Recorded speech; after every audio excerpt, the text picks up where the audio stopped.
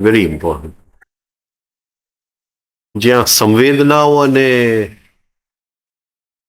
લાગણીઓનું મિલન થાય છે એ જગ્યા છે ને. એટલે એ જગ્યામાં જો આપણે જાગૃત થઈ જાય તો જે મૃત્યુની શક્તિની સંવેદના આપણે બરાબર ધારણ કરી શકીએ.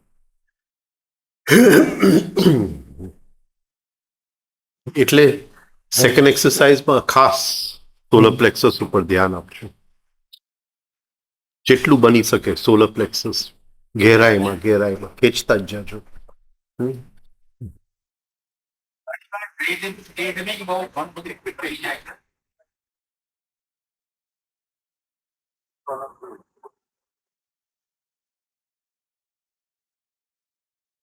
ઘણીવાર એવું લાગે છે ડે ડ્રીમિંગ બહુ છે બહુ લાગે અને આપણે જ્યાં ફોકસ કરવું છે ત્યાં કરવું.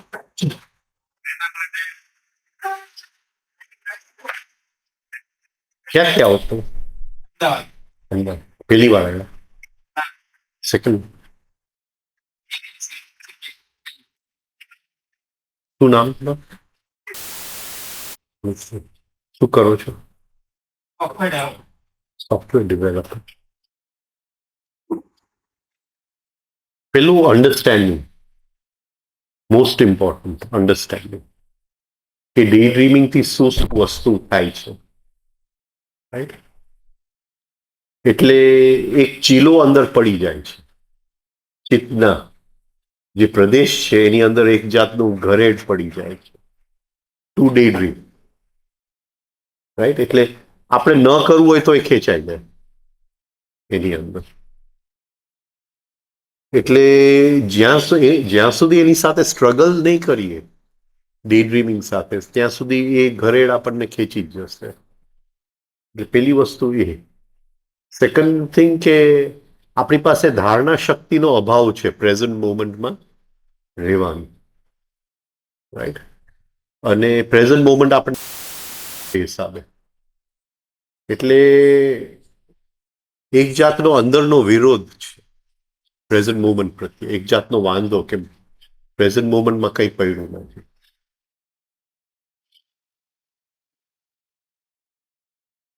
અને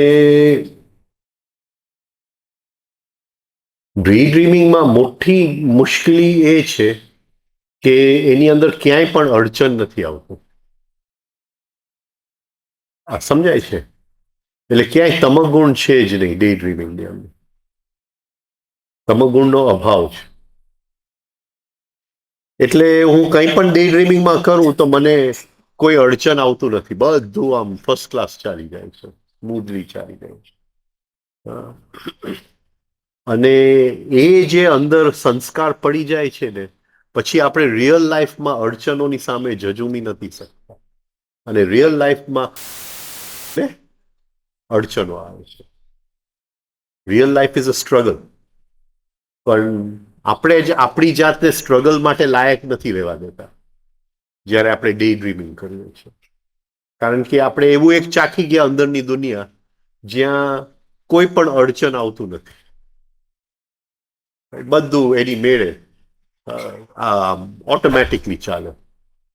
એટલે ડે ડ્રીમિંગમાં એબ્સન્સ ઓફ સેકન્ડ ફોર્સ છે, એબ્સન્સ ઓફ તમગુણ, તમગુણનો અભાવ છે ડે.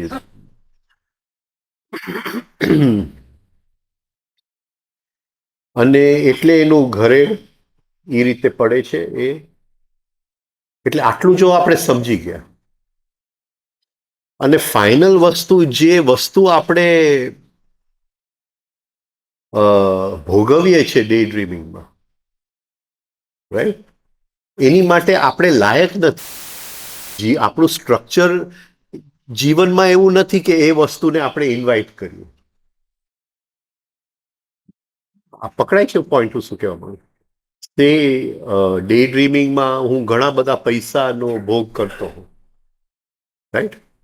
તો ડે ડ્રીમિંગમાં મારી પાસે અનલિમિટેડ મની છે, જે હકીકતે લાઈફમાં નથી. લાઈફમાં તો ડગલે ડગલે પૈસામાં અડચણો આવે છે. આ પકડાય છે આ પોઈન્ટ?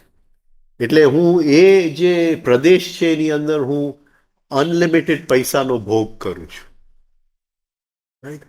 એટલે બે વસ્તુ બની જાય છે કે મારા લાઈફમાં જો અનલિમિટેડ પૈસા આવવાના હોત તો ક્યારના આવી ગયા હોત. આ પકડાય છે હું શું કહેવા માંગુ છું? પણ અત્યારે મારા લાઈફમાં અનલિમિટેડ પૈસા નથી. મારે થોડું સ્ટ્રગલ રહે, ભાઈ મારે આ ખરીદવું છે તો છું, કે થોડું આ કરવું છે કે એમાં પૈસા ખર્ચું. મારે એક જાતની ઇન્ટેલિજન્સ પૈસા સાથે કેળવવી પડે. અને ડે ડ્રીમિંગમાં એ જરૂરી નથી, જેટલા ખર્ચવા એટલે ખર્ચી લો, રાઈટ? એટલે એ ઇન્ટેલિજન્સ મારે કેળવવી ન પડે. એટલે પ્રોબ્લેમ શું થાય છે કે હું મારું લેવલ ઓફ બીઈંગ, મારું સ્ટ્રક્ચર જે વસ્તુ માટે લાયક નથી એ વસ્તુ હું ભોગવી લઉં છું. હું જો લાયક હોત તો એટલા પૈસા મારા બેંકમાં હોત જ. હા, પકડાય છે આ પોઈન્ટ? પણ એ વસ્તુ માટે હું લાયક નથી, અને છતાંય એ ડે ડ્રીમિંગમાં એ વસ્તુ હું ભોગવી લઉં છું. એટલે જે કર્મ બાંધું છું એ રોંગ કર્મ બાંધું છું, રાઈટ? એટલે કદાચ મારે કોઈક ટાઈમ એન્ડ સ્પેસની અંદર મને ઘણા બધા પૈસા આવવાના હોય, હવે તો કારણ કે મેં પહેલેથી ભોગવી લીધા છે. પકડાય છે? ઇંગ્લિશમાં કહેવત છે, ડ્રીમ્સ ડાય ફર્સ્ટ, રાઈટ? એટલે એ વસ્તુ જે મેં ભોગવી લીધું છે ડે ડ્રીમિંગમાં, એને હું દૂર ને દૂર ધકેલતો જાઉં છું. એ કોઈ દિવસ મારા લાઈફમાં આવવાનું નથી, કારણ કે એની માટે મારું સ્ટ્રક્ચર લાયક નથી, મારું લેવલ ઓફ બીઈંગ લાયક નથી એ વસ્તુનું આમંત્રણ કરવા માટે. હા, અને એ વસ્તુ ભોગવી લઉં છું. એટલે આટલી જો સમજ આવી ગઈ તો એ ડે ડ્રીમિંગ પ્રત્યે થોડું ચિંતન આપણે કરીએ કે આ કરવા જેવું છે કે શું. એ જો દુઃખનું જ આમંત્રણ પત્ર હોય ડે ડ્રીમિંગ, રાઈટ? એમાંથી કોઈ પણ હિસાબે જો સુખ ના આવતું હોય તો is it worth doing it or not? બીજું જીવન છે એ પ્રેઝન્ટ મોમેન્ટમાં છે, રાઈટ? જીવન જે મારું રિયલ, મારું વેલ્યુએબલ જે લાઈફ છે એટલું તો મેં ડે ડ્રીમિંગના ખાતે લખી નાખ્યું, કારણ કે એટલો સમય ગયો તો એવું અડધી કલાક ડે ડ્રીમિંગમાં વાપરી નાખ્યું, તો એ અડધી કલાક તો મેં વેસ્ટ, શું કહેવાય, શું કહેવાય, શું છે એ રિસાયકલ બિને નથી કે પાછું આવે. તો સોફ્ટવેર વાળો છે ને એ રિસાયકલ બિનમાં નથી જતું, એ ગયું, એ વેડફાઈ ગયું. એટલે આટલી જ વસ્તુ સમજણ કેળવે. અને મોસ્ટ ઇમ્પોર્ટન્ટ, જ્યારે ડે ડ્રીમિંગ ચાલુ થાય ને, રાઈટ નોસ્ટ્રેલમાં કોફન ભરવે, રાઈટ નોસ્ટ્રેલમાં, ભલે 1 કલાક 2 કલાક, ડે ડ્રીમિંગ બંધ થઈ જાય એટલે કાઢી નાખ્યો, રાઈટ? ત્યાં લઈ જાય કે ધીરે ધીરે ચાલે છે, પણ એવું લાગે છે કંટ્રોલ નથી. કંટ્રોલ નથી થતું, વાત સાચી છે. એટલે તું કહ્યું, હું ખૂબ એમાંથી પસાર થયો, બહુ સ્ટ્રગલ કર્યું છે, સખત સ્ટ્રગલ કર્યું છે. સ્ટ્રગલ કર્યું છે કે પછી, કારણ કે એક બાજુ આપણે પ્રોગ્રેસ બહુ હોય ને પાછું આપણે ડે ડ્રીમિંગમાં ખેંચાઈ જાય. બહુ સંઘર્ષ કર્યો છે, અતિશય. પછી હું ત્યાં સુધી મેં સંઘર્ષ કર્યું છે કે હું ચાલવા જતો ને તો મારી જાતને કહું, આ અડધી કલાક તને આપ્યું, જે ડે ડ્રીમિંગ કરવું હોય કરી લે, પછી એ અડધી કલાક પછી તને ટાઈમ ન મળે. એટલે ધીમે ધીમે કરતા કરતા કરતા એમાંથી મુક્તિ મળી. સમજણ બધી હતી, સમજણનો અભાવ નહોતો, પણ એ વસ્તુ આપણને ખેંચી જ જાય એ ડે ડ્રીમિંગ. અને બહુ અઘરું છે, કારણ કે આપણે એટલું બધું રોંગ કર્મ બાંધીએ છીએ એની અંદર. એ દુઃખનું આમંત્રણ પત્ર જ છે. એટલે બની શકે તો જેટલું સંઘર્ષ થાય અને યંગ એજમાં થાય તો બેટર, કારણ કે અમુક એજ પછી તો સંઘર્ષ કરવું એ આમ એના કરતા ડે ડ્રીમિંગ કરી લે. અને અમુક આપણા ડે ડ્રીમ્સ ફિક્સ્ડ જ હોય, એ જ ડે ડ્રીમ રિપીટ થતું હોય, એ જ ડે ડ્રીમ રિપીટ થતું, અને આપણને ખ્યાલ જ નથી કે એ વસ્તુ હવે આપણા લાઈફમાં કોઈ દિવસ આવવાનું જ નથી, કારણ કે આપણે એને ધકે ક્યારનો ભોગવી લીધું છે, ધકેલી દીધું છે. રાઈટ નોસ્ટ્રેલ બંધ કરજો. એવું લાગે તો 3 મહિના સૂર્યોદયથી સૂર્યાસ્ત બંધ કરી દો.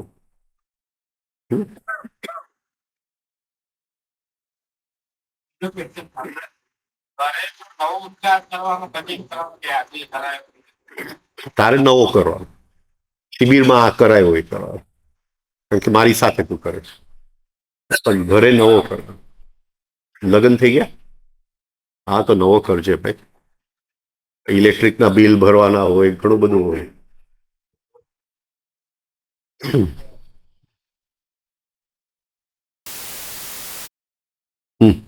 માઇક વિધાઉટ માઇક પ્રશ્ન અલાઉડ નથી. Thank you.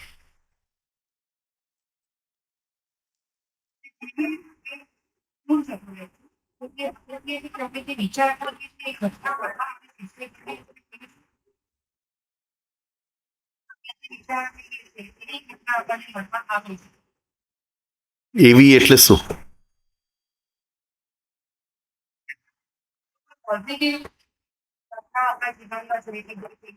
સપોઝિંગ હું સેક્સનો વિચાર કરું તો કઈ ઘટના મને મળવા આવે? તો હા, હા, આપણે વિચાર કરીએ નહીં, આપણે કઈ સ્થિતિમાં છીએ, રાઈટ? એટલે અત્યારે હું પોઝિટિવ સ્થિતિમાં છું કે સ્થિતિમાં છું? હું અત્યારે અણગમામાં છું તો કેમાં છું? નેગેટિવ. આ સમજાય છે? તો એ જે મારી ઇનર સ્ટેટ છે એ કોઈ ઘટનાને આમંત્રિત કરવાની છે, કોઈ ઘટનાને આમંત્રિત કરવાની છે.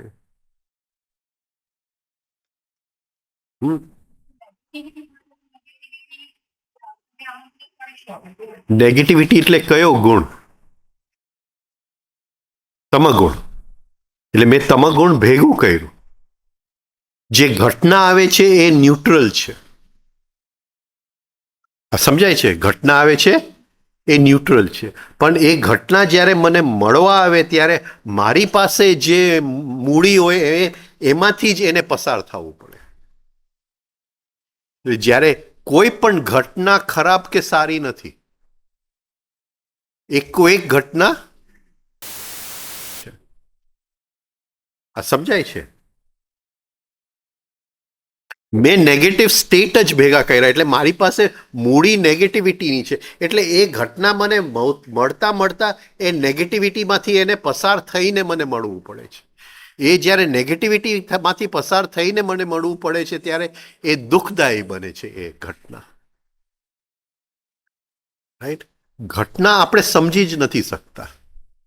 ઘટના તો ઓલરેડી તૈયાર જ છે, રાઈટ? અહીંયા કંઈક તમસ રજસ સત્વનો રેશિયો થઈ જાય છે એટલે એ ઘટના મને મળવા આવે છે. પણ એ શેમાંથી પસાર, કયા વાયરમાંથી પસાર થઈને આવે છે? છે તો ઇલેક્ટ્રિક કરંટ, રાઈટ? પણ એ જો નેગેટિવ વાયરમાંથી પસાર થાય તો એ જ્યારે ઘટના રૂપ લે છે ત્યારે એ મને નેગેટિવ સ્ટેટમાં નાખે છે, નેગેટિવ સ્ટેટમાં નાખે છે, એટલે વધારે ભેગી કરી લઉં છું, રાઈટ? એટલે સ્ટેટ ઇન્વાઇટ્સ ધ ઇવેન્ટ, વિચાર does not invite the event, વિચાર ક્રિએટ્સ ધ સ્ટેટ, રાઈટ? મને એક અહીંયા વિચાર આવ્યા જ કરે છે કે તે મારી સાથે આવો વ્યવહાર કર્યો, રાઈટ? તો એ વિચાર આવ્યા કરે છે એના કારણે હું કઈ સ્ટેટમાં રહું છું? નેગેટિવ સ્ટેટમાં રહું છું ને. આ પકડાય છે? એટલે વિચાર નેગેટિવ કે પોઝિટિવ નથી, વિચાર વિચાર છે. એ તો ફર્નિચર જેવી વસ્તુ છે, રાઈટ? ખુરશી છે તો એ ફર્નિચર છે, તો બેસીએ તો પોઝિટિવ સ્ટેટ, ને પગ આપણો એની સાથે ભટકાઈ જાય તો નેગેટિવ સ્ટેટ. એ વિચાર છે, રાઈટ? પણ વિચાર આપણી અંદર કયો સ્ટેટ ઉત્પન્ન કરે છે?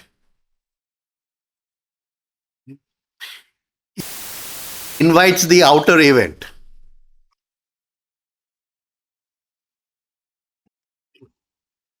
હા, ચિંતન હું એવું કરી, વિચારનો રાઈટ ઉપયોગ કરી અને હું સ્ટેટને નેગેટિવમાંથી પોઝિટિવ કરી શકું. પકડાય છે, રાઈટ? એટલે એ જુદી વાત છે. સે મારી દીકરી ઓછા માર્કે પાસ થઈ, તો એ વિચાર કર્યા જ કરું તો નેગેટિવ સ્ટેટ. પણ એ વિચારનો ઉપયોગ કરીને કે હવે એના લાઈફમાં નવા રસ્તા ખુલશે, વિચારનો હું જુદી રીતે ઉપયોગ કરું તો એ નેગેટિવમાંથી હું પોઝિટિવ સ્ટેટ. પણ વિચાર નેગેટિવ કે પોઝિટિવ નથી, સ્ટેટ નેગેટિવ કે પોઝિટિવ છે.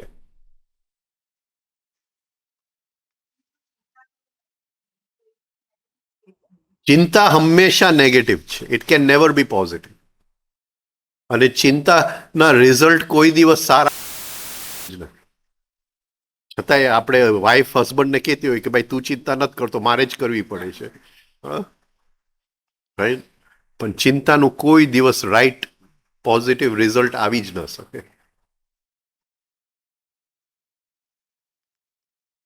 એક હાયર ઇન્ટેલિજન્સ છે, અને એ હાયર ઇન્ટેલિજન્સમાં શ્રદ્ધા હોય તો ચિંતાનો અભાવ થઈ જાય. ચિંતાનો વિચાર આવે જે ચિંતામાં આપણને ખેંચી શકે, પણ એ વિચારથી હું ભાઈ તારી સાથે હું આવીશ ને, આને નોન આઈડેન્ટિફાઈંગ કે, રાઈટ? હું તારી સાથે ચાલવા નથી માંગતો, હું એને ઓળખી જાઉં છું. એ આઈને અંદરથી ઓળખી, આ નેગેટિવ પાર્ટ ઓફ સેન્ટરમાંથી આવ્યું છે.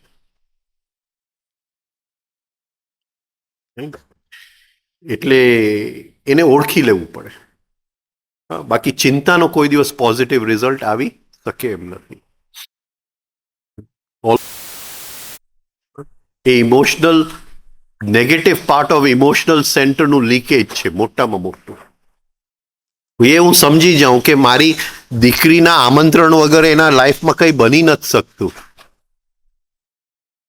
તો એની ચિંતા હું શું કહું? હું એને બતાવું કે ભાઈ તારું સ્ટ્રક્ચર તું કઈ રીતે બદલાવી શકે, એને એ શીખડાવું ને.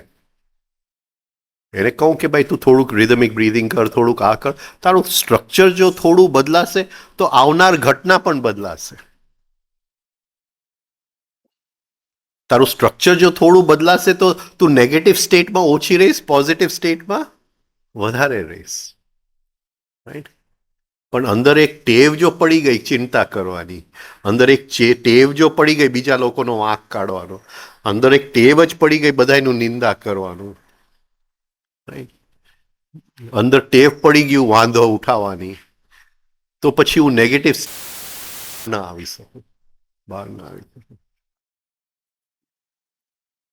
એટલે એ અંદર જોવું પડે આપણે, રાઈટ? એટલે વિચારો તો બધા ન્યુટ્રલ જ હોય છે, રાઈટ? વિચારની અંદર એક મેગ્નેટિક પાવર છે, એ આપણને ખેંચી જાય અને સ્ટેટ આપણી નેગેટિવ કરી નાખે.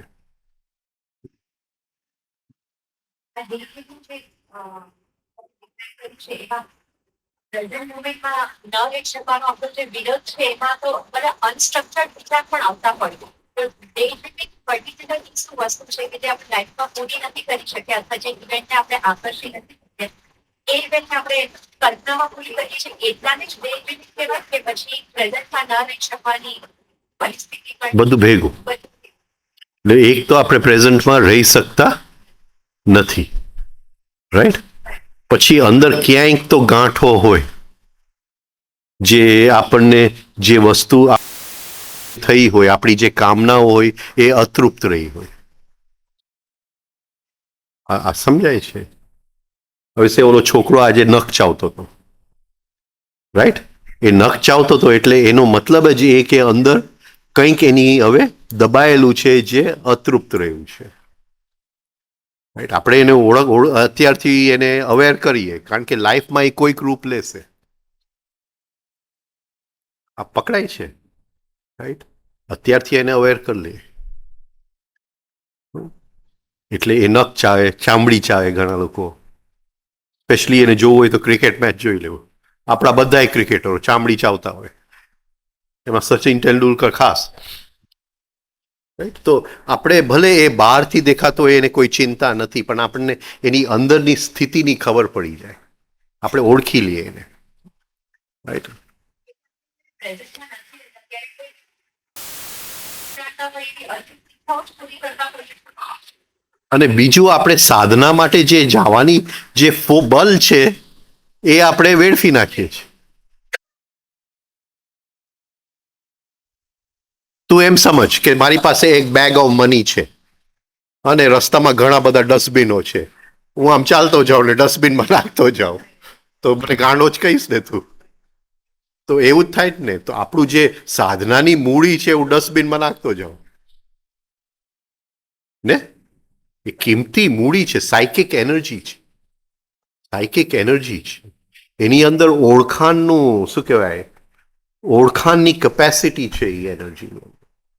હું તને ઓળખું છું એ શક્તિ દ્વારા ઓળખું છું. રાઈટ, એ અંદરના આત્મતત્વને ઓળખીશ તો એ શક્તિ હશે તો હું ઓળખીશ ને, બાકી ક્યાંથી ઓળખો? એ તો ડસ્ટબિનમાં નાખી આવ્યો ક્યારનો.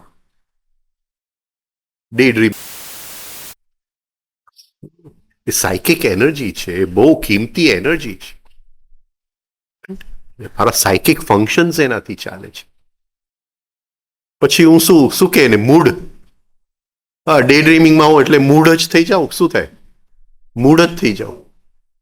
રાઈટ, આ દુનિયા હવે મારી માટે નકામી થઈ ગઈ.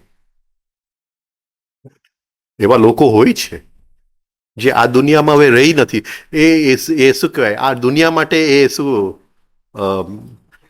અનફિટ થઈ ગયા.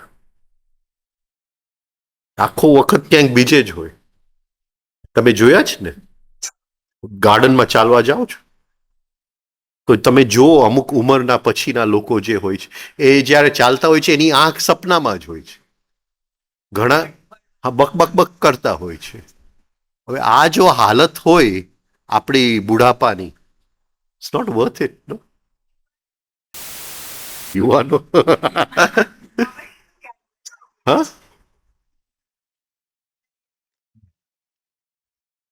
વેરી, એટલે બહુ આપણને કરુણાની સ્થિતિ છે.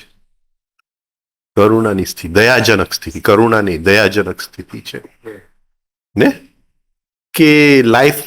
અને કદાચ એ લોકો દે મે બી વેરી રિચ પીપલ, હા રાઈટ, પણ છતાંય આ હાલત છે. હા, રિયાલિટી હશે કે ફિયર ઓફ પ્રેઝન્ટ મોમેન્ટ? ને પ્રેઝન્ટ મોમેન્ટમાં રહેવાની ધારણા શક્તિનો જ અભાવ છે. Boredom of the present moment. Boredom of the present moment. મને કંટાળો આવે છે પ્રેઝન્ટ મોમેન્ટમાં રહેવાનો, કારણ કે હું એક્સાઇટમેન્ટથી એકદમ ટેવાય. સમજાય? સેન્સિટિવનેસ અને સેન્સિટિવિટીમાં હું રહી નથી શકતો. એટલે આપણે એ પણ વેરીફાઈ કરું છું કે એક બાજુ વિચાર સરકી જાય છે ને એક બાજુ પર્પસફુલી વિચાર કરું છું કે મારી પાસે બહુ પૈસા આવી ગયા, મોટો બંગલો છે, જે સિચ્યુએશન છે નહીં મારી પાસે, પણ ડ્રીમ કરીને પૂરી કરું, પણ પર્પસફુલી વિઝ્યુલાઇઝ કરીને થિંકિંગ કરીને પૂરી કરું, અથવા પછી સરકી જાઉં. એકો એક વિચારનો ઇન્ટેલેક્ચ્યુઅલ પાર્ટ છે અને ઇમોશનલ પાર્ટ છે. એક આપણે ધીમે ધીમે પ્રેક્ટિસ કરતા કરતા હરેક વિચારમાંથી ઇમોશનલ પાર્ટ કાઢી નાખીએ. મારી પાસે બહુ સરસ બંગલો છે એટલે લાઈક ડિસલાઈક આવી ગયો. સરસ એટલે લાઈક ડિસલાઈક આવી ગયો એટલે એ કયું ઇમોશનલ પાર્ટ છે એ કાઢી નાખ્યું. મારી પાસે બંગલો છે, મેટર ઓફ ફેક્ટ થઈ ગયું. હવે આની અંદર આઈડેન્ટિફિકેશન નથી. આ સમજાય છે? બોલું મારી પાસે બહુ સરસ બંગલો છે એટલે બંગલાને કંઈક થાય તો મને થાય. આઈડેન્ટિફાઈડ છું એની સર. પણ આપણે ધીમે ધીમે લાઈફની અંદર મેટર ઓફ ફેક્ટ વાત કરીએ ને, રાઈટ. હવે સે કે આ શિબિર થવાની હતી તો અહીંયા જીવડા હતા, રાઈટ. એટલે અમુક લોકો ફોન પર અરે બહુ જીવડા થઈ ગયા છે હવે શિબિર નહીં થાય. તો વિચાર ઓછો છે, ઇમોશનલ વધારે છે, હવે કેન્સલ થશે. જીવડા છે, ઇમોશનલ પાર્ટ કાઢી નાખ ને. જેટલું ઇમોશનલ એટલું આઈડેન્ટિફિકેશનનું લેવલ ઊંડું. ઇમોશન ન હોય તો નો આઈડેન્ટિફિકેશન, ઇમોશનલ ન હોય તો નો કર્મ. પકડાય છે. એટલે હરેક વસ્તુમાંથી ઇમોશનલ પાર્ટ કાઢી નાખવાનું. મેટર ઓફ ફેક્ટ આ છે.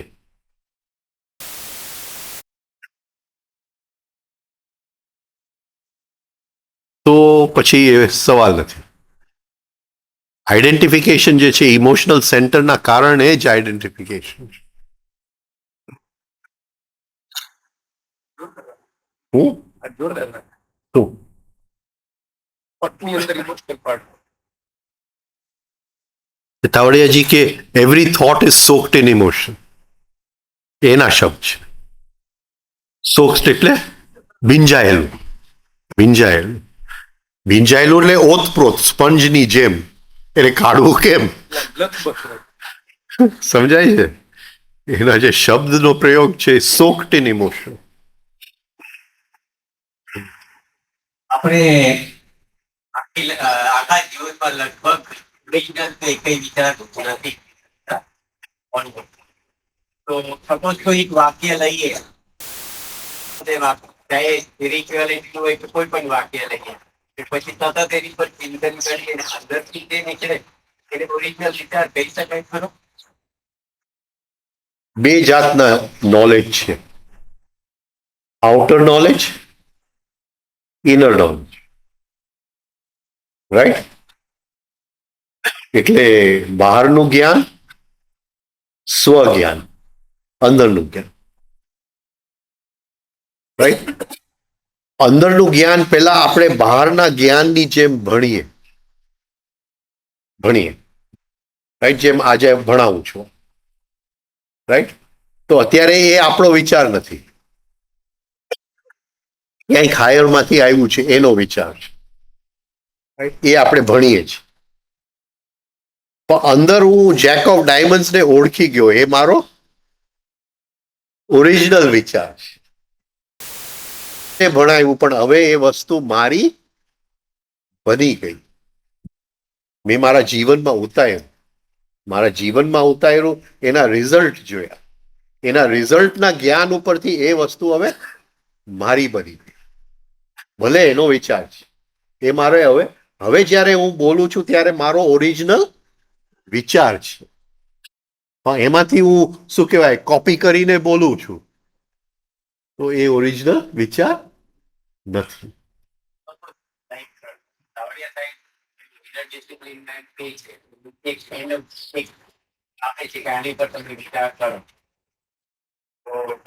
પ્રેક્ટિસ માટે મેં ટ્રાય કરી. Okay, what is the purpose of life, human birth? તો એ થોડા દિવસ સુધી ચિંતન કરી રાખ્યું.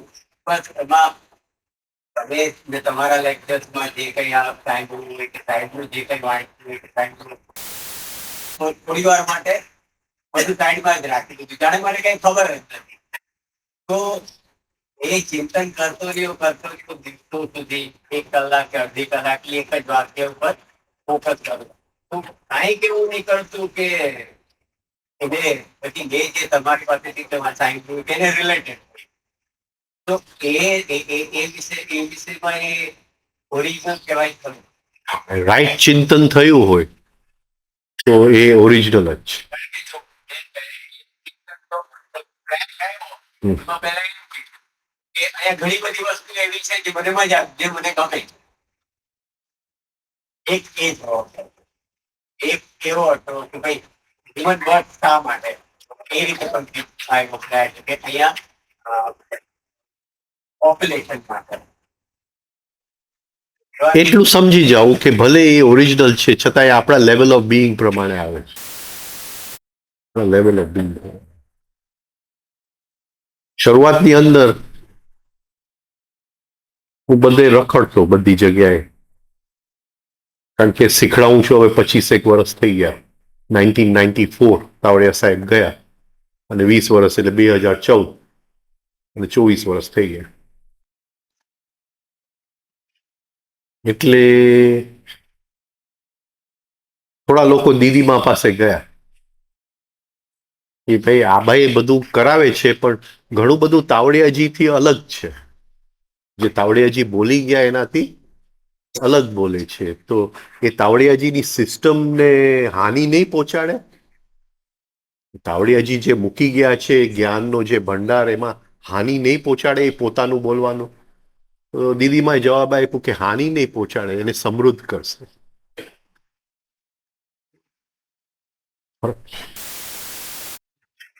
જો ગુરુનું જ રિપીટ કરીએ તો એ કઈ એમાં કોઈ જીવનતા નથી.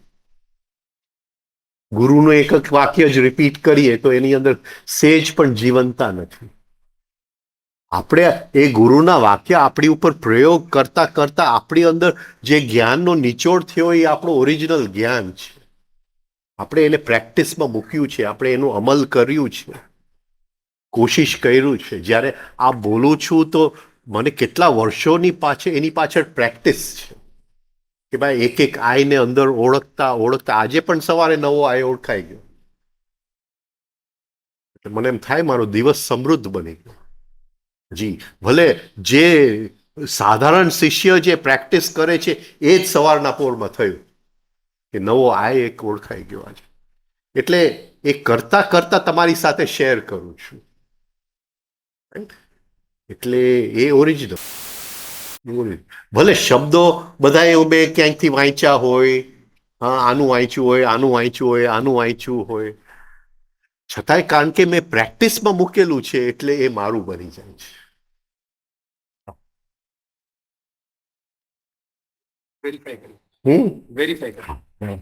લાઈફમાં પ્રેક્ટિસમાં અને મૂક્યું છે અને મૂકતો જાઉં છું. ચાલુ છે યાત્રા એ રીતે.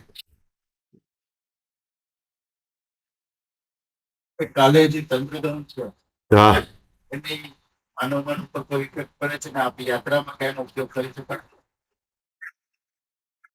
હવે એટલું લખી નાખ્યું મેં હમણાં જે સાઉથ આફ્રિકા કે મારે ગ્રહણ ઉપર બોલવાનું છે લખીને મને મોકલો.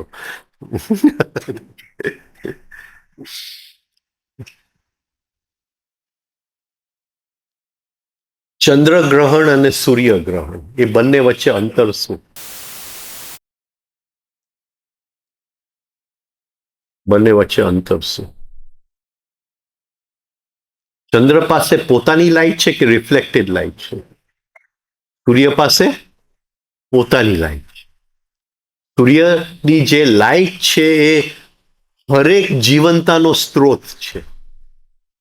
વનસ્પતિ જગત હોય, પ્રાણી જગત હોય, મનુષ્ય જગત હોય. મનુષ્ય ખાય છે સૂર્યમાંથી, વાયુમંડળમાંથી શ્વાસ લે છે એ સૂર્યના કારણે છે. અને હું તમને જોઈ શકું છું એ સૂર્યના. એટલે 5 ઇન્દ્રિયોમાંથી જે ઇમ્પલ્સીસ અંદર આવે છે એ પણ સૂર્યના કારણે છે. એટલે સૂર્યગ્રહણ જ્યારે હોય ત્યારે લાઇટનો સ્ત્રોત ઢંકાઈ જાય છે. જ્યારે ચંદ્રગ્રહણ હોય ત્યારે લાઇટની રિફ્લેક્ટર ઢંકાઈ જાય છે. આ બંને વચ્ચે આવતીકાલે કયું છે? એટલે રિફ્લેક્ટેડ લાઇટ. રિફ્લેક્ટેડ લાઇટ શિષ્યના જીવનની અંદર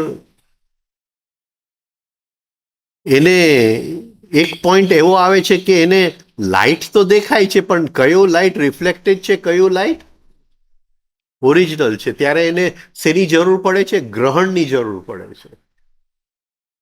એને મન ઉપર કોઈ એક ક્ષણ માટે જો ગ્રહણ કરી દે તો એ સમજી જાય આ મનનો પ્રકાશ છે ને ઓલો સૂર્યનો પ્રકાશ, ઓલો બુદ્ધિનો પ્રકાશ છે ને આ મનનો પ્રકાશ છે, ઓલો જીવનો પ્રકાશ છે ને આ મનનો પ્રકાશ છે, આત્માનો પ્રકાશ છે, આ મનનો પ્રકાશ છે. એક ક્ષણ માટે અંદર ગ્રહણ થઈ જવું છે. મન એટલે ચંદ્ર. મનનું ગ્રહણ થવું છે. અતિશય શુભદાયક છે કે એ માયાનું ગ્રહણ છે. માયાનું ગ્રહણ છે. મારો ફોન ભૂલી ગયો, એને 1-2 પ્રશ્ન મને મોકલા હતા, એ પણ લઈ લેતા અત્યારે કઈ વાંધો નહીં. જો લઈ આવી શકે તો પતી જાય યાર. એને આમ રેકોર્ડિંગ જ એમને મોકલી દો.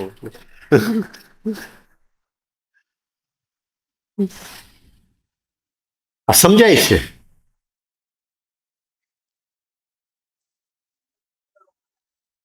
એટલે આ બહુ શુભદાયક છે, અતિશય શુભદાયક છે.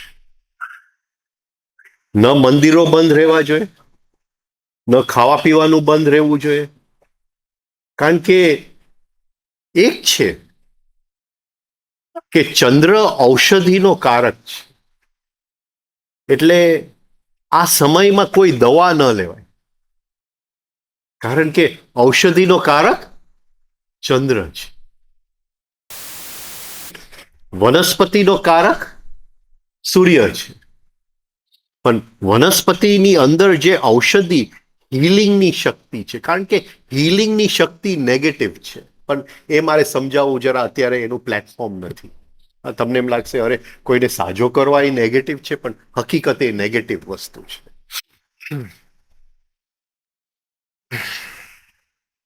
જ્યારે લો ઓફ ઓક્ટેવ્સ ભણશું ને, એ ડિસેન્ડિંગ ઓક્ટેવ છે. એ શું કહેવાય, અસેન્ડિંગ ઓક્ટેવ નથી. હીલિંગ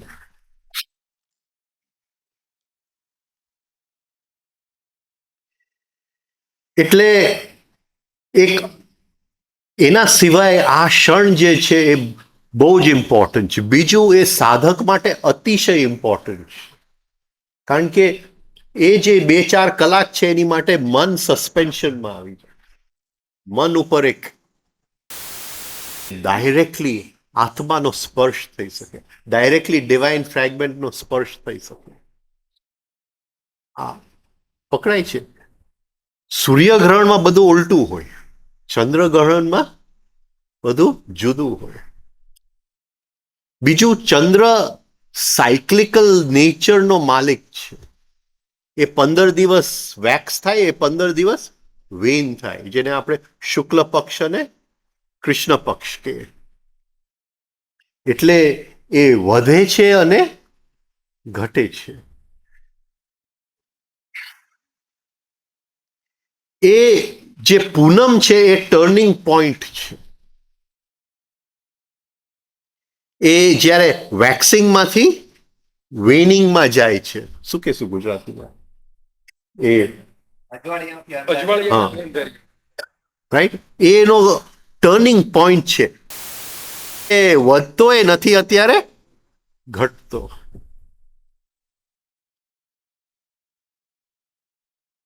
એ પોઈન્ટને યોગની અંદર કુંભક કહેવામાં આવે છે. જ્યારે શ્વાસ પણ અંદર પણ નથી અને શ્વાસ બહાર પણ નથી જતો, જ્યારે શ્વાસની અંદર કોઈ ગતિ નથી. શ્વાસ લઈને રોકવું તો એ રોકવાની ગતિ તો ચાલુ જ છે, શ્વાસ કાઢીને રોકવું તો એ રોકવાની ગતિ ચાલુ છે. આ પકડાય છે હું શું કહું છું? પણ આ પોઈન્ટ એવો છે જ્યાં ગતિ ફ્રી, એ જે ગતિ ફ્રી સ્થિતિ છે એને યમ કહેવામાં આવે છે. આપણે એના પ્રશ્ન જરા જોઈ લો. એટલે બહુ અગત્યનું પોઈન્ટ છે. જેમ આપણે રિધમિક બ્રીધિંગ કરીએ 1 2 3 5 6, એ જે 4નો અવ્યક્ત પોઈન્ટ છે એ ચંદ્રગ્રહણનો પોઈન્ટ છે. એટલે એ ક્ષણે જો આપણે થોડી વાર માટે અંદર જાય, 10-15 મિનિટ આપણે શાંતિથી બેસીએ, અંદર પ્રકાશ મૂકીએ, તો ઘણું બધું ઉગાડ થઈ શકે એમ છે. અડધી કલાક બેસીએ, અડધી કલાક રિધમિક બ્રીધિંગ કરીએ, હા, તો ઘણું બધું અંદર ઉઘાડ. કારણ કે આપણે ટોચ ઉપર બેઠા છે, અહીંથી શુક્લ પક્ષ ચડે છે, અહીંથી કૃષ્ણ પક્ષ ઉતરે છે. આપણે પહાડ ઉપર અત્યારે છે, અને પહાડ ઉપર અત્યારે રિફ્લેક્ટેડ આખી માયાની જે જાલ હતી, રિફ્લેક્ટેડ જે લાઇટ હતી, માયા આપણા માટે થોડા વખત માટે હટી ગયું છે. અને માયા વગરની આપણી દ્રષ્ટિ છે. માયાથી શું કહેવાય, માયાથી હિપ્નોટાઇઝ, માયાથી મોહિત થયેલી આપણી દ્રષ્ટિ નથી. આ પકડાય છે. એટલે ચંદ્રગ્રહણ બહુ ઇમ્પોર્ટન્ટ છે, અતિશય ઇમ્પોર્ટન્ટ છે. હા, એવો પોઈન્ટ છે જ્યારે આપણે કંઈક જૂનું બંધ કરવું હોય અને કંઈક નવું ચાલુ કરવું હોય, તો એ બહુ ઇમ્પોર્ટન્ટ પોઈન્ટ છે આપણા લાઈફની અંદર. એટલે એનો મતલબ એ નહીં કે જૂનાને ડાયવોર્સ આપીને નવો આપણે લગ્ન, એમ નથી કહેતો. બાકી તમે કંઈક સમજી લ્યો તો મને ખબર નથી.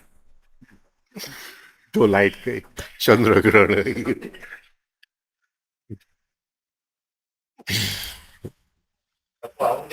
નહીં, જરૂર નથી ને ભાઈ, ક્યાં જરૂર છે? અરે તારો પ્રકાશ એટલો છે, ઇનફ છે ભાઈ. તું આ બનાવટી પ્રકાશની જરૂર નથી ભાઈ. જરૂર નથી. અને એમાં એટલો સમય બ્લેક થઈને ઓડી આવે છે પુષ્કળ.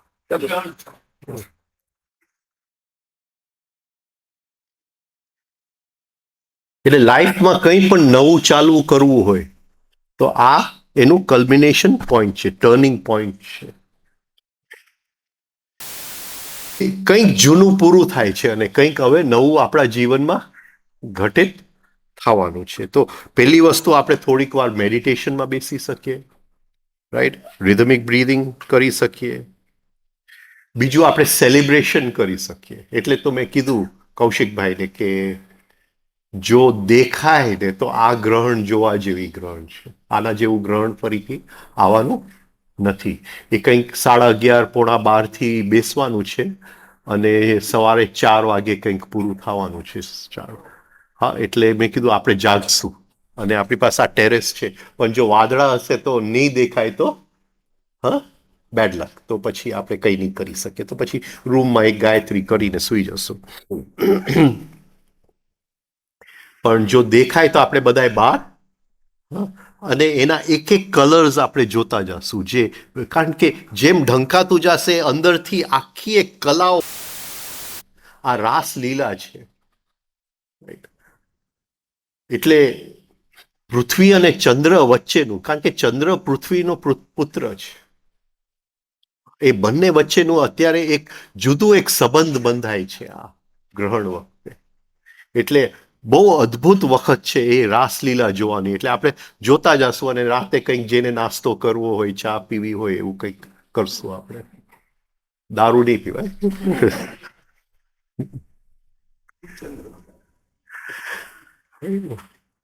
હવે જોવાનું એ છે કે એ ગુરુ પૂનમના દિવસે આવે છે. એટલે ગુરુ પૂનમના દિવસે ઓટોમેટિકલી ફોલ્સ ઢંકાઈ જાય છે. જે રિફ્લેક્ટેડ પાર્ટ છે એ ઢંકાઈ જાય છે, પ્રતિબિંબ છે એ ઢંકાઈ જાય છે. અને અંદર આપણે જો ડોક્યું કરશું તો રિયલ એટલે આપણો અંદરનો ગુરુ એ સૂર્ય છે. એના દર્શન થશે. તો ચંદ્રગ્રહણ છે આવતીકાલનું, અતિશય મહત્વપૂર્ણ છે, બહુ શુભદાયક છે, જીવનમાં મોટા ટર્નિંગ પોઈન્ટ લઈ આવી શકે એમ છે. તો એ બધું જોજો તમારી રીતે. હા, આ તો થોડુંક તમે પ્રશ્ન પૂછ્યું એટલે. બીજું કે ગ્રહણની શું કહેવાય, માસ ઉપર ઘણું બધું અસર હોય છે. ઇન્ડિવિજ્યુઅલ ઉપર અસર, માસ ઉપર અસર. એટલે મને આવનાર 6 મહિના બહુ શુભદાયક દેખાય છે. સ્ટ્રગલ હશે, સંઘર્ષ હશે, તપ વગર શુભ થતું નથી. મફતમાં કઈ શુભ થાય એ શક્ય નથી. અંદરની તપ, શું કહેવાય, મંથન થવું જોઈએ. એટલે આવતા 6 બહુ મંથન થવાનું.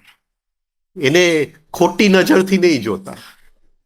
હા, કે આ શુભ નથી અને હા આ આની સામે બોલે છે અને આ આની સામે બોલે છે, આ આની ઉપર ઇલ્ઝામ લગાવે છે. એને એ નજરથી નહીં જોતા. એને આમ something is being what you call churned. અને આવતા વર્ષે એનું માખણ દેખાશે આપણને, એનું માખણ દેખાશે. રાઈટ. તો આ બહુ શુભદાયક છે.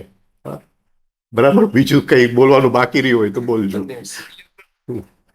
સૂર્યગ્રહણ પછી વાત કરશું. આપણો ટાઈમે પૂરો થઈ ગયો હવે. પછી વાત કરશું. આ તો આવતીકાલની વાત છે. બોલો. હા,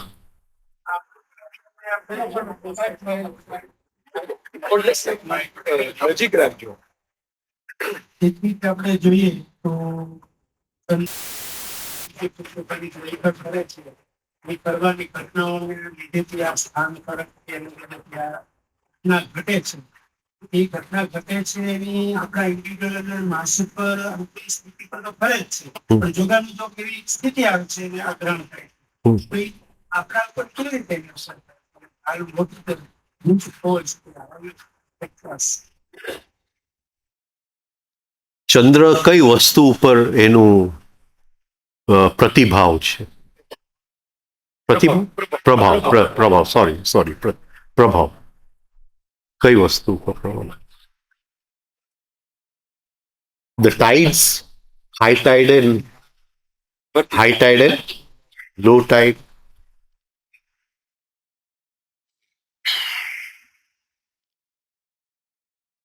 શાસ્ત્રમાં આખું ચંદ્ર ઉપર કેવો પ્રભાવ છે? ઔષધિ જ્યારે ચંદ્રનો પ્રકાશ જમીન ઉપર પડે છે અને તમે જોશો કે લગભગ જેટલા પણ વનસ્પતિઓ છે એ જેમ ચંદ્ર વધતો જાય છે એ વધારે પોષણ લેતો જાય છે, કારણ કે હાઈ ટાઈડ થાય છે. આ પકડાય છે?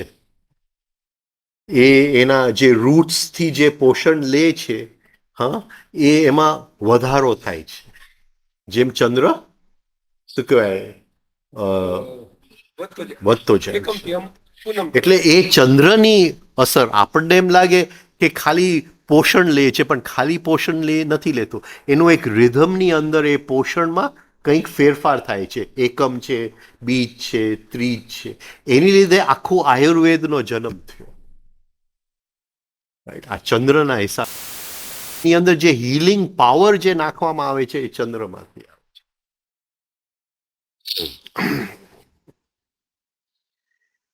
એટલે અન્નનો જન્મ સૂર્ય છે, ઔષધિનો જન્મ ચંદ્ર છે. એ શીતલતા આપે છે, શીતલતા આપે છે.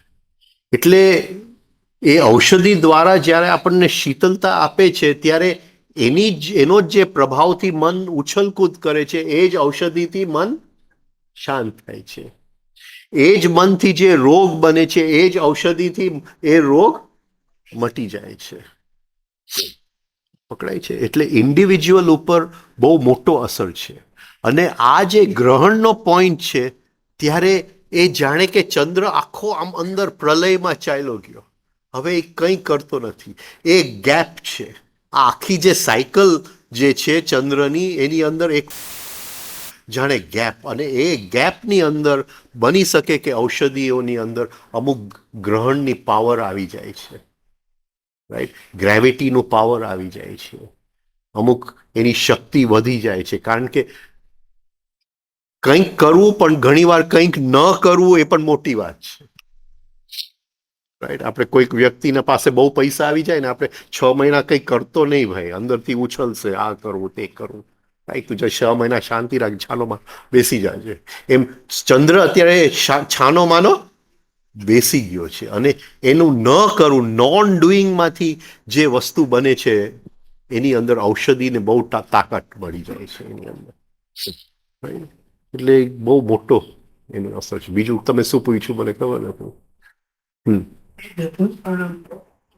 થાય છે એ આપણે અનુભવીએ પણ છીએ અને આપણે શાસ્ત્રમાં પણ છે. દાખલા તરીકે અનુજ જાડેશ્વર મારા મિત્ર છે, તો ઘણો બંધ 22-24 વર્ષનો છે.